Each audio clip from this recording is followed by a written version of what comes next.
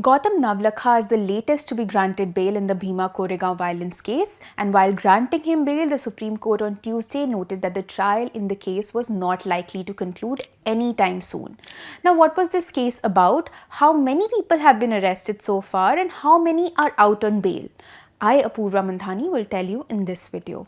Now, this case dates back to 2017, late 2017, early 2018, when a gathering of activists, political leaders, and even some retired judges came together at Shaniwar Wada in Pune, called the Elgar Parishad, or the Congress for Speaking Aloud. The organizers of this event included former Supreme Court Judge Justice P.B. Sawant and former Bombay High Court Judge Justice B.G. Kolse Patil. The event saw songs, street plays, and speeches on various issues, including Dalit rights and criticism of the Narendra Modi government. Elgar Parishad itself was a curtain raiser of sorts for a yearly celebration of the Battle of Bhima Koregaon. In 1818, it was during this battle that Dalit soldiers of the British Army trounced the troops of the local ruler Peshwa Bajirao II, who was a Brahmin. Every year on 1st of January, Ambedkarite Dalits gather at Bhima Koregaon to pay their respect at the Vijay Sthamb, or the Victory Pillar.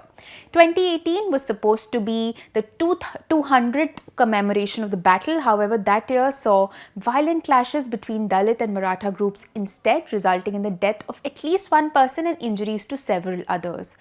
This case has since been referred to as the Elgar Parishad case or the Bhima Koregaon case. 16 people have been arrested in this case so far, and they've been accused under provisions related to waging a war against the nation, being active members of the banned terror outfit CPI Maoist, criminal conspiracy, and indulging in acts with an intent to strike terror in the minds of people using explosive substances. These are the allegations against these people.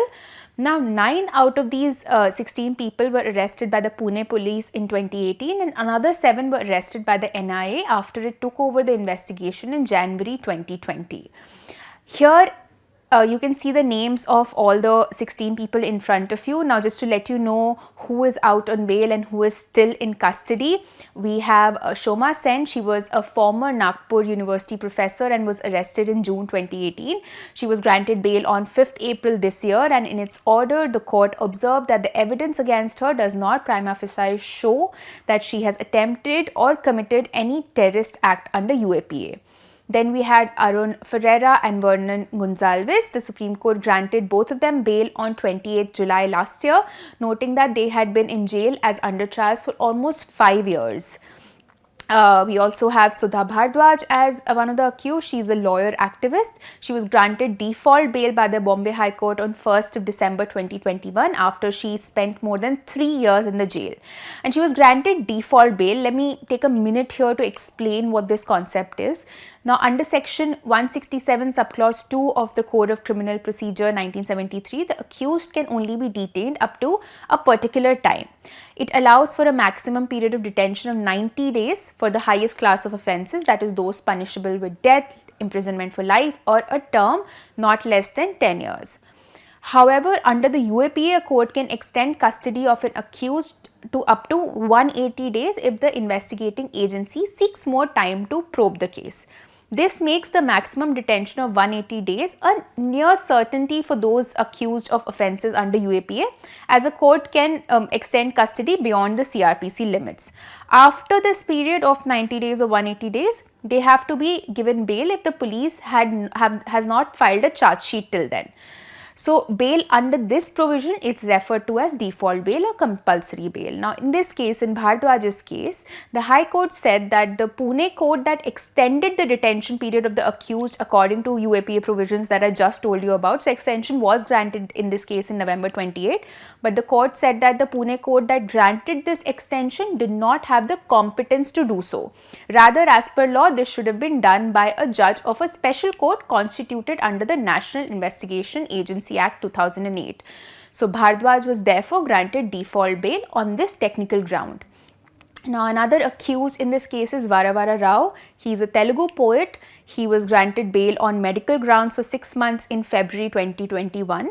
Now, while the bail was extended, the Bombay High Court rejected his plea for permanent bail in April 2022, but the Supreme Court stepped in. In August 2022, it granted him regular bail on medical grounds in the case, noting that he has actually spent 2.5 years in custody, leaving aside the limited interim bail that was granted to him in February 2021. The next in line in this list is Anand Teltumde. He is a former IIT professor. He was granted bail in November 2022, with the Bombay High Court observing that prima facie it cannot be concluded that Teltumde has indulged in a terrorist act. I'm quoting the Bombay High Court directly here. Gautam Navlakha, as we know, he is the latest to be granted bail in the case by the Supreme Court. The court said that mere holding of certain literatures through which violent acts may be propagated would not ipso facto attract the provisions of UAPA. Another accused in this case is activist Mahesh Raut, who was arrested in 2018. He was in fact also granted bail by the Bombay High Court in September last year, but he hasn't been released yet because the Supreme Court stayed his release till it hears the appeals challenging his bail that have been filed before the apex court. Raut and another accused, Sagar Gorkhe, cleared the state's common entrance test for law recently from jail. Another accused in this case was Father Stan Swami, Jesuit priest from Jharkhand. Father Stan Swami passed away in July 2021 while his bail plea remained pending in the Bombay High Court. He was 84 years old at the time and suffered from pulmonary infection, post-COVID-19 complications in the lungs and pneumonia, and he also had a Parkinson's. These are journalist activist Sudhir Dhavle, activist Rona Wilson, lawyers Surendra Gadling, Delhi University Associate Professor Hani Babu, and cultural artists and activists Sagar Gorkhe, Ramesh Gaichor and Jyoti Jagta. As for the case itself, the trial court is still hearing discharge applications filed by the accused in this case, and it hasn't yet framed charges for the trial to even begin, which is why the Supreme Court, while in fact granting bail to Navlakha, said that this case may take years and years and years for the trial to get completed.